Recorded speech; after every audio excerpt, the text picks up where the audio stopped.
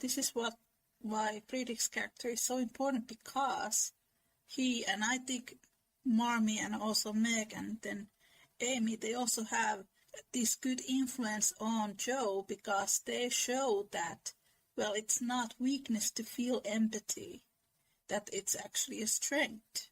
I mean, there are some scenes in the book where Joe is like, she doesn't want to show people that she cries or that she feels sadness, because she thinks that it makes her look weak in the eyes of others, and that is toxic masculinity. Some of my characteristics, like seeing crying as a weakness, I have to admit that was part of how I saw myself. Like, I would never allow myself to cry in front of others. I kind of destroyed myself a little bit with that. Like, it was not good. I have to say I recovered from it now, but I think it is so important that she lives out all her feelings and not just the ones that are deemed right because they are more masculine. I think that's a big problem in our culture, that women who are this kind of Joe type are idealized for not being quote-unquote weak. There's nothing weak about being able to show emotion and feel sympathy to others. That's true. How people accept the fact and kind of support the fact that Joe bullies kind of Amy for being more feminine. Yes. And that she's like, blah, blah. And they're like, well, yes, Amy deserves it. Amy is feminine. And I think what is also wrong is that they think that Amy dislikes Joe, but that's not the case. Because I think in calls, it is Amy is like, if only you would try to be a bit more open and not so cold towards everyone, they would like you more because there's so much more to you than there is to me. And I think that's a great compliment. I think from all the sisters, Jo was actually the most insecure about herself, because in chapter Calls, there's the moment when one of the ladies gives her compliments about her novel, and Jo is like, nah, it was nothing, and she kind of makes mockery of her story and the lady who is giving her compliments, and it's kind of sad. In that chapter where Amy's almost, please don't be one or something like that, and it's funny because to me, Amy, like, seems like she is not a reformer, like she shows that side to her, of her to the society and all that stuff, and does she get what she wants, does she get to her goals, and Jo gets her goals entirely differently, but she learns to respect the way of her sister, of all of her sisters, and then she kind of embraces her being more feminine and more caring, because that is actually also part of it. Jo only covers it with toxic masculinity because she's afraid people will laugh or at her or judge her for that.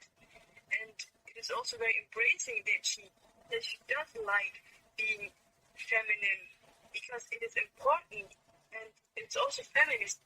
It's very important, and it showcases that people can improve. In Jo's boys, Jo is more of a feminist. But I think also in Little Man, there are some moments when she kind of belittles her female students and prefers the male students.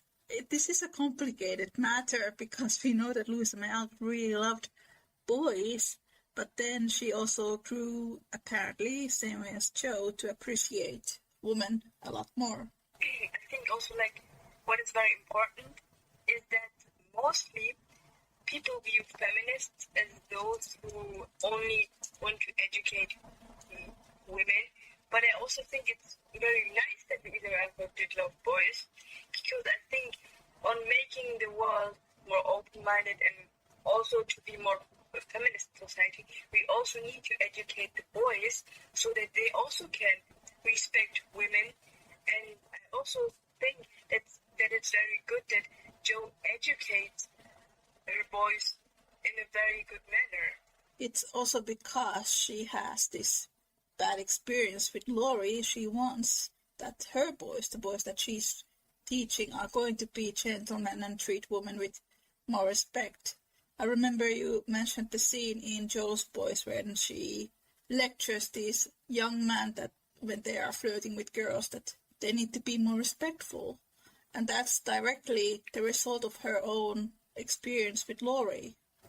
it also shows that Joe is very courageous because, and how much she has actually improved, because I don't think that I don't think that Joe March in book 1 would, or part 1, would to these students and instead treat this person with more respect. I think she would have said, well, this woman should not have been on such airs and all that stuff. I also said one time that for me, Jo March isn't a feminist. She is more like a person, like this, not like other girls, which normally people hate, but in Jo they kind of love it, which is weird. And Jo Bear is a feminist, but and Friedrich has a very big influence on her growth. I think that's really like a trap within feminism, because I know a lot of people who I consider to be feminist, but they don't like to call themselves as feminist because feminism has such a bad reputation, because it's, like you said, there are times when a lot of feminists behave that is actually very misogynistic, same way as Joe often treats Amy, because feminism, it really should be about creating equality to everyone, not just women to be better than men, but often it unfortunately turns out to be women being bitched to other women. That's very true. And I also have to say, what also bothers me is that many people don't really like Amy and Meg and Beth because they are much more feminine. Like, okay, Beth and Meg, they are like at times insufferable, but I think most of them hate. I think the most hated characters in the fandom are Friedrich and Amy, but it's kind of weird because Amy they dislike because she stole the trip, etc. She stole Laurie, and as they call it, and she destroyed Joe's book, which to that, okay, that wasn't a nice thing to do at all. But I don't think Louisa May Alcott justifies it. I don't think she paints it as a good thing either. And with Friedrich, it's funny because they say he mansplained her, but then when Joe mocks Amy and all that stuff, these people are like, well, yes, Amy deserved it, she is selfish and all that stuff. And I'm just like, wait a minute, did you just say that for a woman to be kind of bitchy against another woman is a good thing, but if a man states his opinion, it's viewed as mansplaining? That's very weird.